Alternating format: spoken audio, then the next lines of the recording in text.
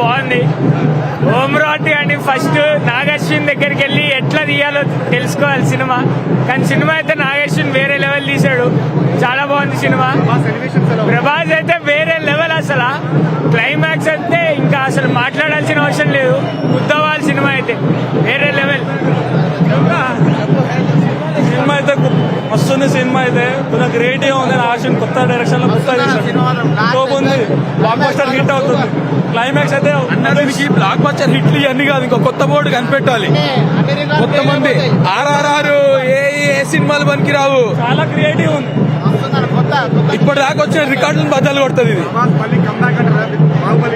Prabhas comeback ఏందన్నా, Prabhas already comeback ఇచ్చాడు, ఇంకా గట్టి కొట్టిండి ఈసారి.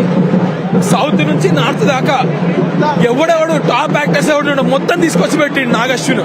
అసలు నాగశ్విన్ క్యాట్స్ ఆఫ్. అంతమంది యాక్టర్స్ ని డేట్లు తీసుకొని ఆ డేట్లు అందరికీ కలవాలి కదన్న సినిమా తీయాలంటే.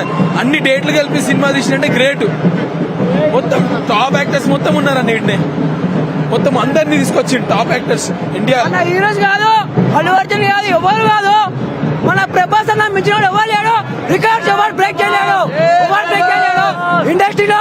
మన పెద్ద మొగుడు అంటే మన ప్రభాస్ అన్న.